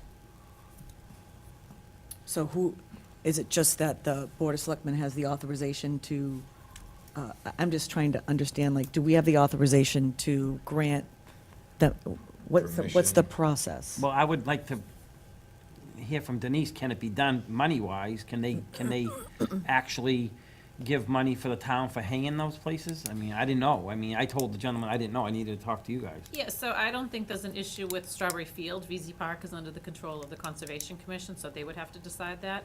I think as long as it came in as just a general fund revenue, it couldn't be reallocated for anything, but it would just come in as revenue. I don't see that there would be a problem with that. So if they were in there haying, say, or they were using it for hay or whatever, and then someone wanted to use that field, would that become a problem maybe? Yeah, well, we'd have to work out a schedule of when they were gonna be up there, how, you know, What I'm saying, again, I though- don't know, did they take it all? I guess I'm just not What aware they'll do of is they'll the let it process. grow for so many months, and they'll go in and cut it and take it all out of there. But- And then they'll let it grow again for a few more months, they'll take it all out of there. How much And is- then we get paid, I believe, and don't quote me, but per bale, he pays us for what they get out. But how much area of Strawberry He said, Field? he and told me Mattingly? originally he'd clear whatever we allowed him to, he'd seed it for the first year and grow it, and then pay us. We can have him come in for a conversation, I'm sure, but I didn't even want to waste the gentleman's time until I knew we were up for this. Right, I mean, I would compare it to, I mean, not on the same line, but we have the clothing collection box in our parking lot that they pay us, and it goes to the Council on Aging for the poundage that we collect in donations. So I would think it would be similar to that. I don't know, we don't have anyone using the field, Strawberry Fields currently. I don't know if that'll change with the Pines Fields being under construction with football or anything like that, but, I think they found an alternative venue outside of town. Maybe they're over in West Newbury area, Merrimack, I'm not sure. so then I wouldn't see an issue, but. So why don't, do we want to locate the letter again? I'll call the gentleman, ask him, I'll talk to Bill. Have him come into a meeting and let him talk and let you guys hear from him, and he maybe can give us a dollar amount, what he roughly thinks and what he's planning on doing. That way there I'm not caught in the middle of it, and then we all can be involved in that conversation. That sounds fine. Now, Right.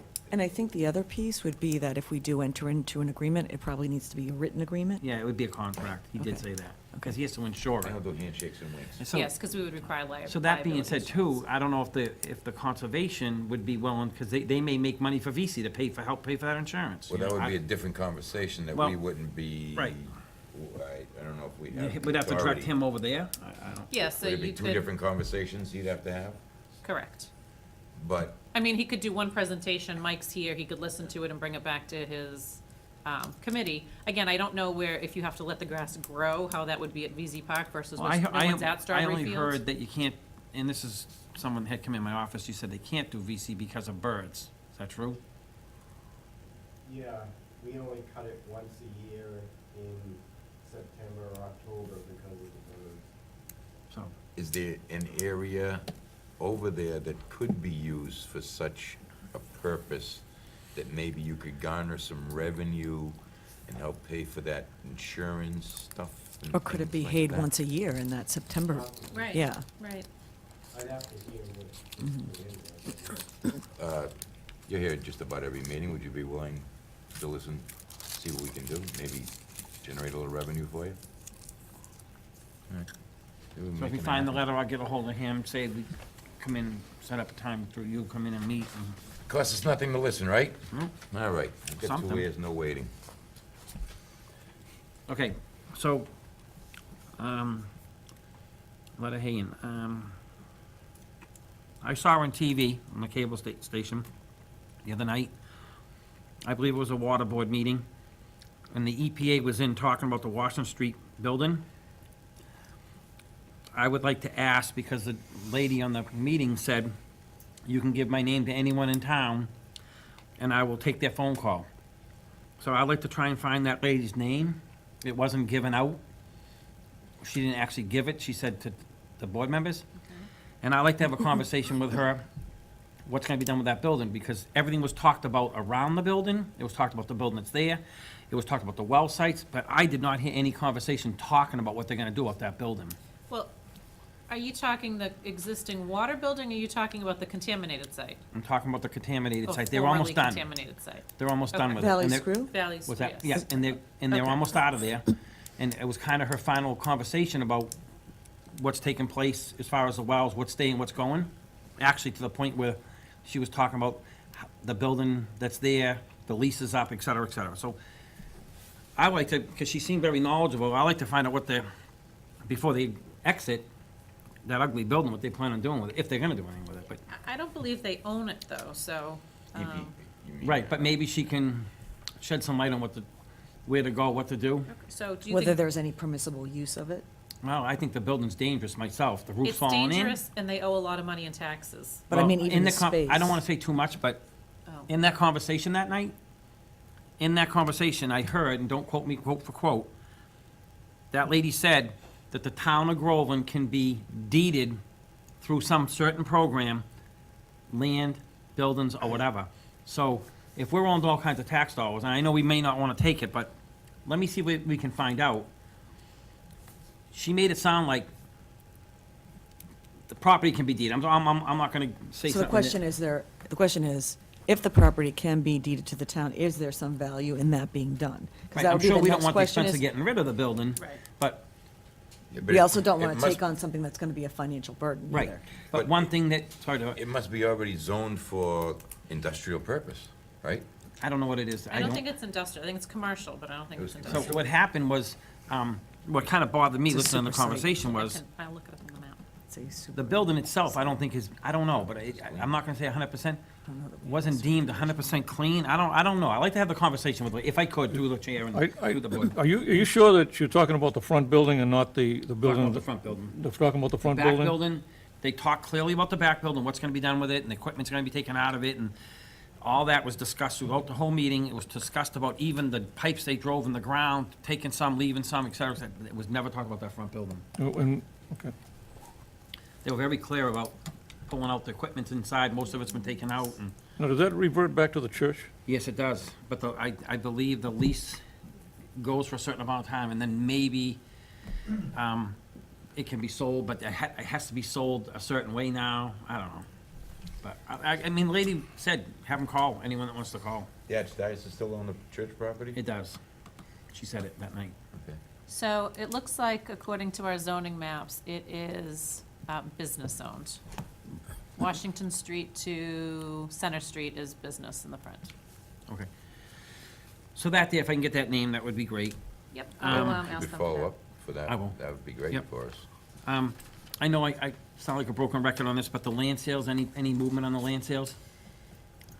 I know it was a holiday. No, so according to our council, the plan was to close on the land swap parcels the first week in August. The DeHulus were planning to close sooner and actually have tried to obtain a permit for the lot that we still own. So they still need to do some work on their end. Our attorney was under the assumption that they were not prepared to close on the Uptack Salem property until the land swap was done. I have an email actually out to Dina DeHulu, because she had reached out to me about scheduling a closing.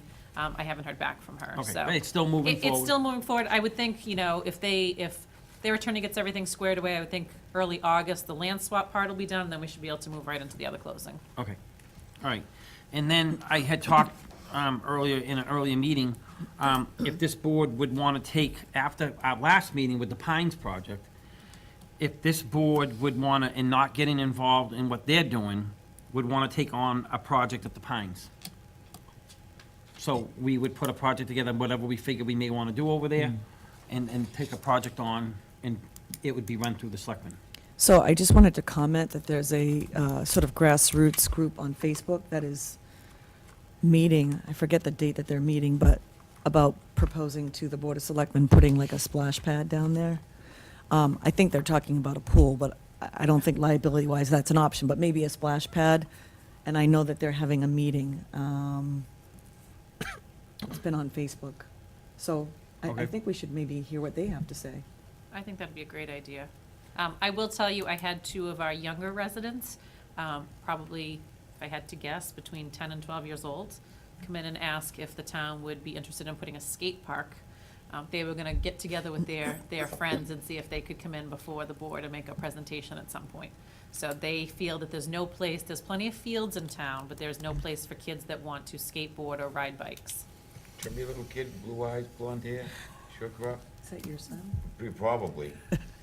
Well, Newburyport be. has one, and there really, Lincoln. honestly, there really aren't a What is lot. it? I know that my There are. neighbors go to the one in Newburyport, Yeah. and I don't think those are terribly I don't know what the cost is for one of those, but, hey, if we can do things for local kids, I think we should explore them. Yeah, and the playground needs to be rehabbed down there, let's Yep. face it. It's, So I guess we can wait for the splash pad, but I wouldn't step on their feet if they were gonna move forward with that, but there's plenty of other things, maybe the skateboard park or something else that we could take on over and above what they're gonna do, or? Yeah, I mean, if you look, I think at the first area coming down on the left, it could be, you know, large enough to do a splash. Maybe you do the splash pad closer to the playground and make that one area, and then you could do sort of a skateboarding area. I don't know how much land is needed for either, but I don't think you would need to be I anything think you crazy. definitely want the splash pad near the playground, because it would make it difficult as toddlers went back and forth for parents. Yeah.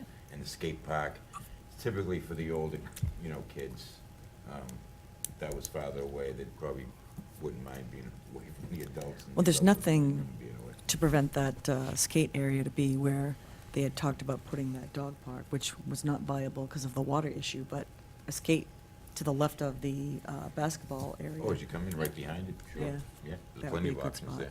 So I wonder if we can get them in here sooner than later, so that maybe if they don't have those plans, we could start that ball rolling for.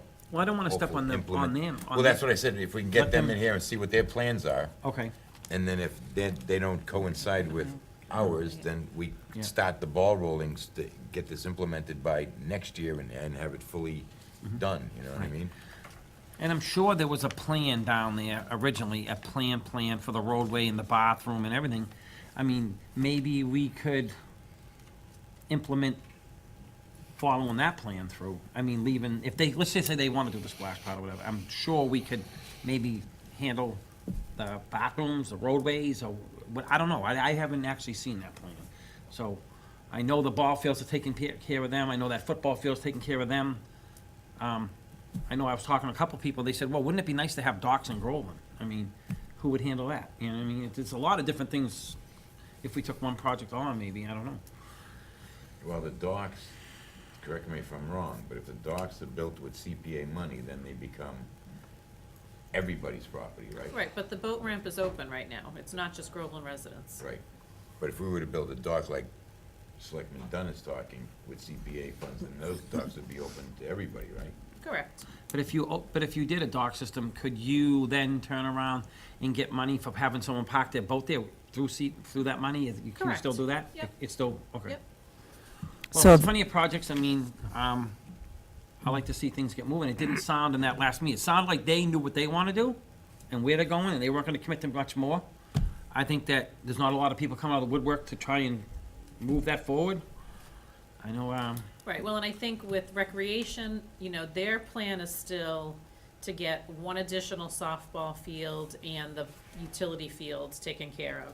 The money they have now will get the pumping system, which we're still waiting on a price for, but they're not gonna get the fields completed. I actually think the money that they have now is gonna do the irrigation system, the pump from the river, and a fence, and that was pretty much it.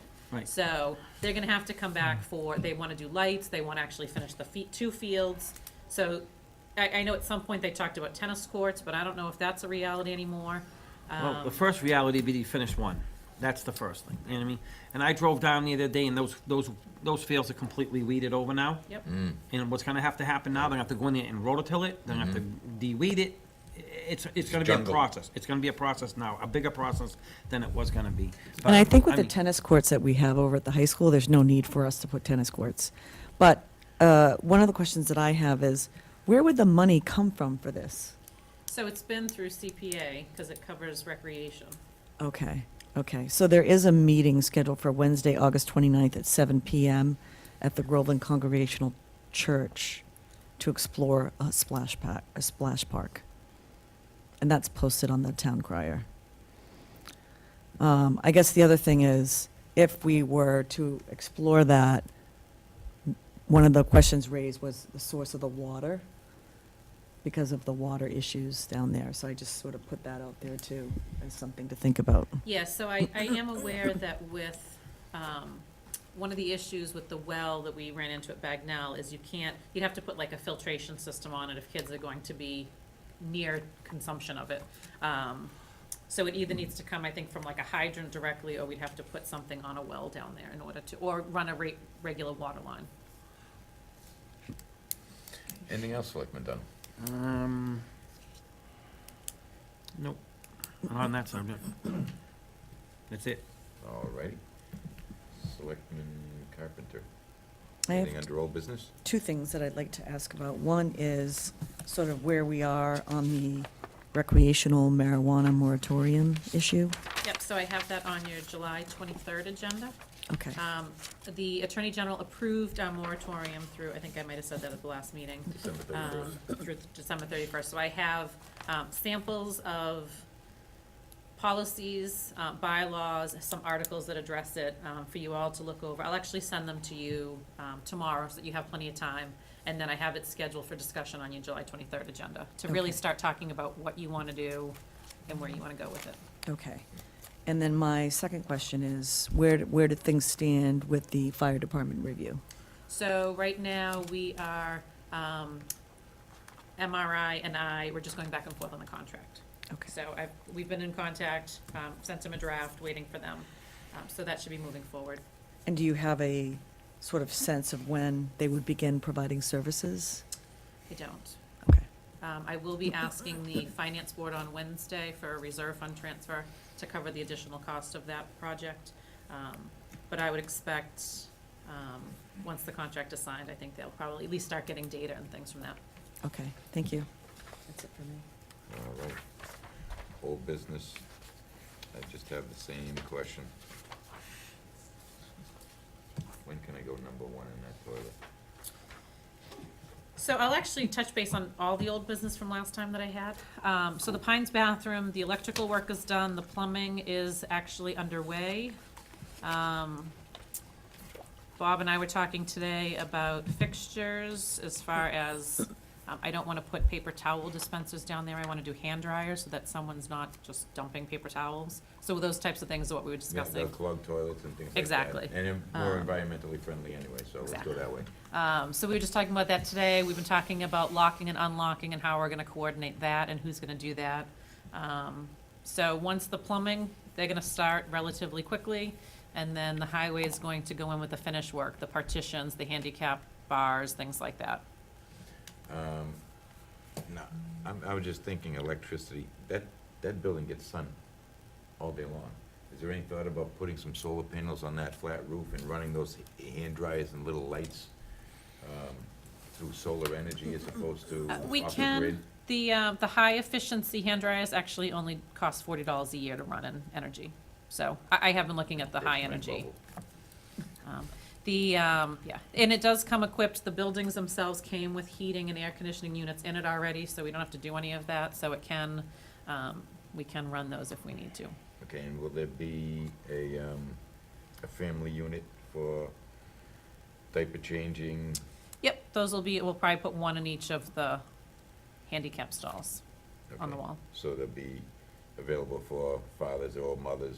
Correct. Whoever might be down there. correct.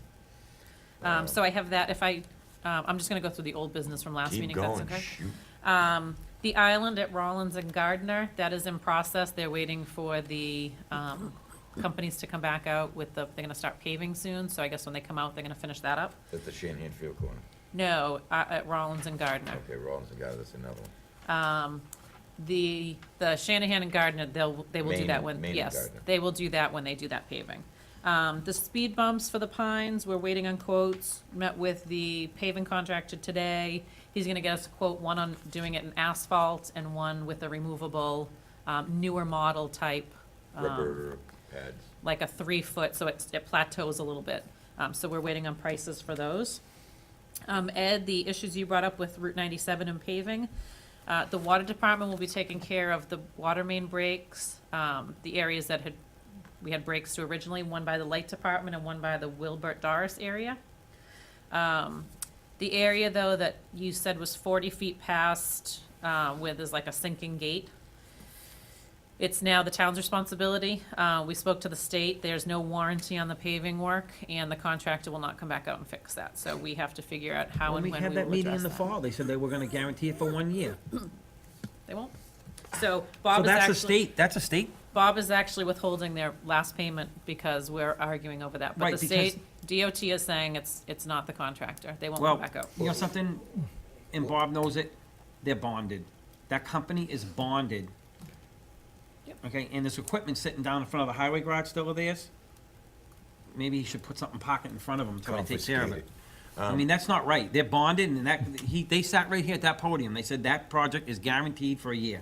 Well, if they're bonded, And that- can't we hold money, or can't we? They can pull the We bond if hold we money. Well, complain. we haven't paid them fully Right. yet. So then I would hold that money. Well, now I'm talking about down the road. I want to make sure this town has some say in who the contractor is for the second half of that We project. can't it's Mass DOT, it's not our project. So That's- Mass Bring the DOT guy in can- here again. So Mass DOT can shove a fly-by-night whoever, because they had the lowest bid, and then leave the town on the hook for everything else?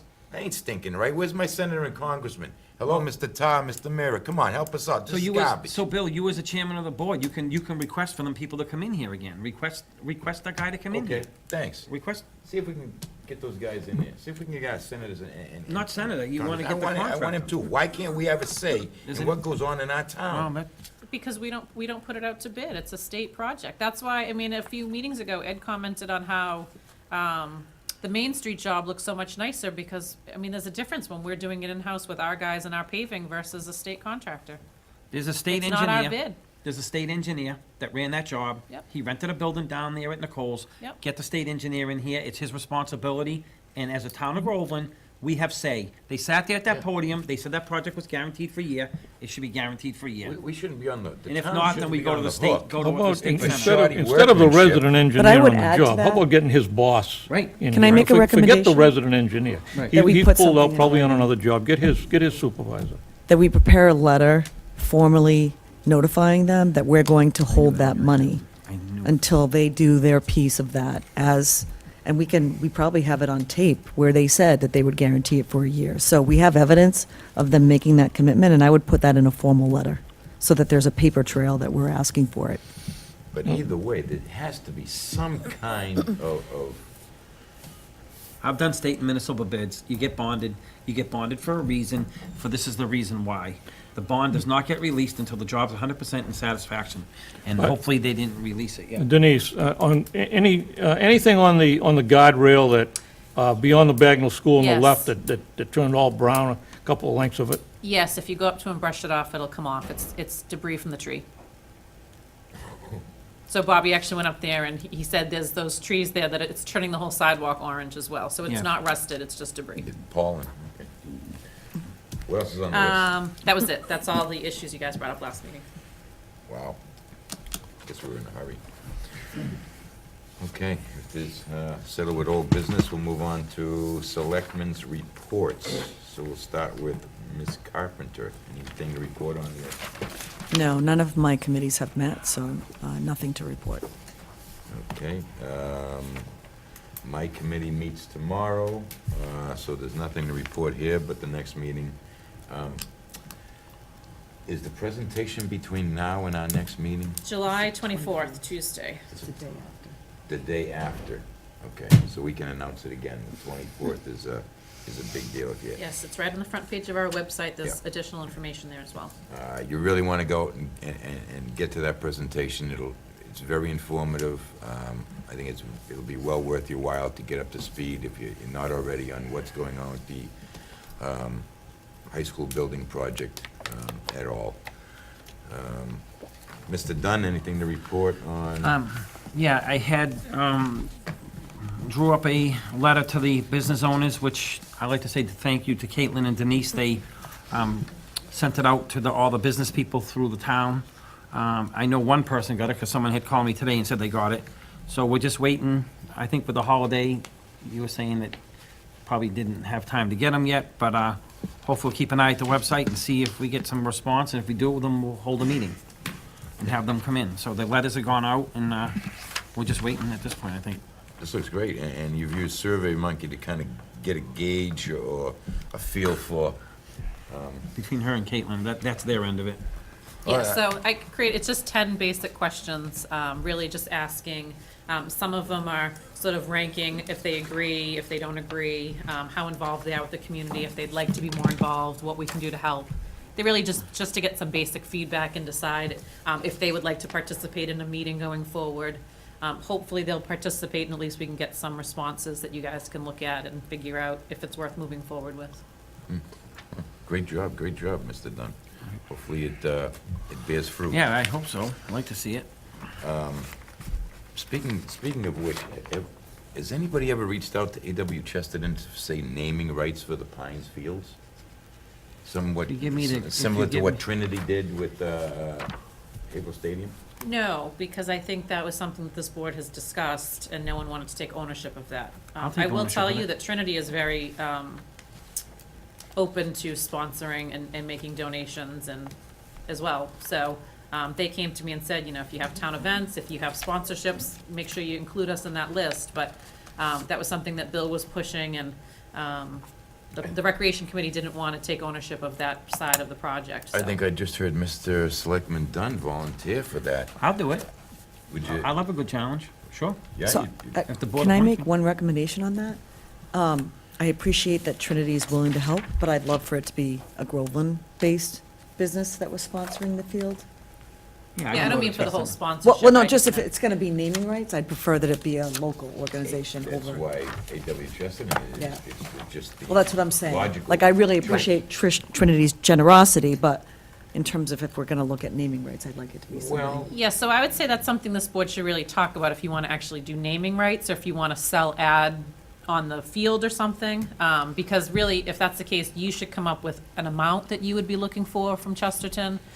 We should probably put together a letter saying, And that- would we need to go before town meeting to do that? I don't think for naming rights, but I'll look into that. Why don't I- If, you know, but if you're looking to just do like banners on the field's fence, have Why don't at I- it, you can do that. Why don't I do this, if the board, why don't I contact some of them, sit down, have a conversation with them, tell them where we're going, see what they'd be willing to do, maybe they'd be saying no, or nothing, period, you know, let me try and feel them out and see where they would be, and start with local businesses and then go from there. I've seen local businesses like that on the scoreboards, you know, their name in big letters, you know, proud sponsors of.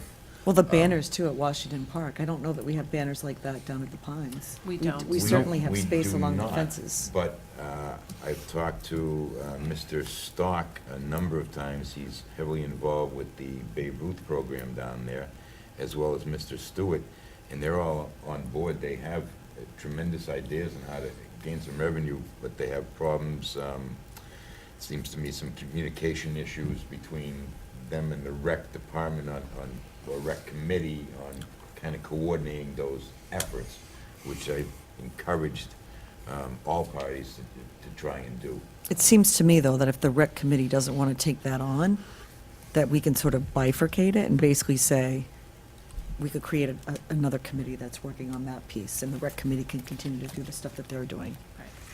Well, I think that's been discussed several times on, Can we just Would make it actually- happen? well, you need people to step up and make that happen. Well, I just wondered if Mr. Stock and Mr. Stewart are interested in potentially spearheading something like that, if they have mentioned it. I know they both are tremendously passionate, but I don't know. So two things I would just comment on. So we would have to create a revolving account. We do not have a revolving type account on the Pines. So if that's something you're interested in, I can add it on our next town meeting warrant to create that. And, you know, if it's something that the board is strongly about, again, similar to what we just did with Bill, we could put together a letter, we can send it out from the office on behalf of the Board of Selectmen looking for local businesses to donate. I think we should come up with, as a town, a dollar amount for each size banner. And, you know, we could find someone to coordinate that. I think we could easily do that in the office here. So if someone doesn't want to volunteer, we could take that on. So, do we Something just need discussed. so I would say, do we need a vote to create that revolving account? In the Yes town and no, meeting. you don't really, you would need to vote on the article when it's going on town meeting warrant. So I would definitely recommend that we add that. So I will write that article up and have that ready for when we have our next town meeting warrant. Okay. So- And then, one thing you'll need to do is, again, just figure out what kind of money you want to raise, what size banners. Maybe we can talk to the folks over at Washington Park and get some ideas. Bill, you can ask if there are people that would be interested, so we know when the time comes. Right, so I'm still, I know we went from where I was to a different thing. Well, it So sounds I'm like you're still- feeling people out Right. and letting them know that this is going to Right, be coming right. down the road. And try, right, just have that conversation with them. Right, we're not ready for money No, or no, no, I'm anything, not talking but yeah. money or anything, I'm just gonna, I did have a conversation when we went to, who went with me to Chesterton? Oh, yeah, And I the ribbon cutting? the ribbon cutting, and I had it, at that time, they now have changed presidents, but he was all gun ho for it, and so, I mean, let me go back over there, and I know the last time I heard the president is one of A. Chesterton now, I think, is back in the seat, Oh, I think.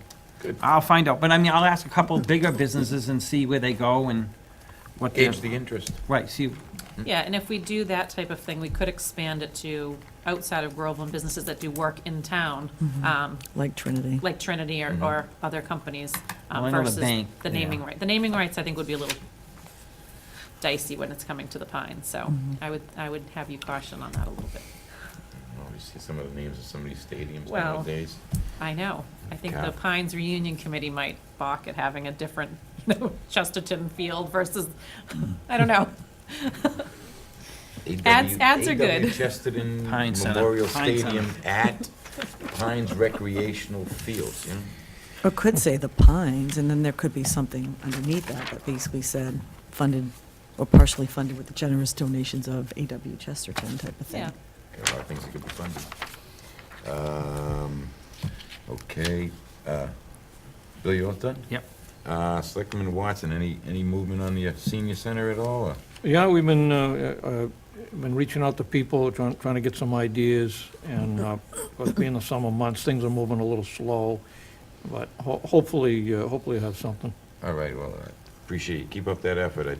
I'd like to see it happen for sure. And I know it's a little slow in the summer, but anything you can do, push along that item. It's just great news for everybody. I think that's it for Selectmen. Correspondence, we have minutes from the June 25th, 2018 meeting. We have Department of Housing and Community Development letter approving the town's housing production plan. We have Housing Authority member Linda Anderson's resignation letter. And moving right along, we'll go to Finance. Can I just jump in quickly on that? So, No.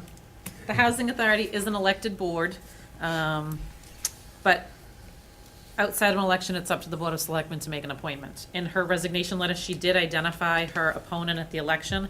I don't know if you'd like me to reach out to her and see if she has any interest in continuing to serve, but you would appoint outside of an election until the next election. Would that be a joint appointment between the Housing Authority and the Board of Selectmen? If it's within 30 days of the resignation. Outside of 30 days, it's strictly on the Board of Selectmen. And what was the date effective? What do you mean, if the election's within 30 days? No, it's a joint appointment of both boards if the appointment is made within 30 days of resignation. Otherwise, it falls just to the Board of Selectmen. So the Housing Authority would come to you and say, I have this appointment. So if that didn't happen within 30 days, then It's it a becomes straight- ours? Correct. Okay. So just keep that in mind, Okay. but you don't, that's why you don't approve that resignation because she's elected. So, All right, so back to you. Finance Director's time. I don't have anything else, other than I'd like to thank everyone who donated blood. We had a great turnout. We have another blood drive scheduled for, I think, the end of August or the beginning of September. I'm not entirely sure which. But we surpassed our expectations and that they were very pleased with the turnout. Yeah, if you could do it a little later in the day, I'd love to. I typically donate all the time when it's, you know, I'm available and it's there. Their Did they- standard is like 1 to 6. Did they do the special one as well? It takes a little longer where they, The Platelets. platelets. the platelets? No, we don't have the kind of setup they need for the platelets. Oh, it's too bad. Because that was so easy. Took a little longer, but I felt great when I was done. I mean, not like after you give a typical pint of blood.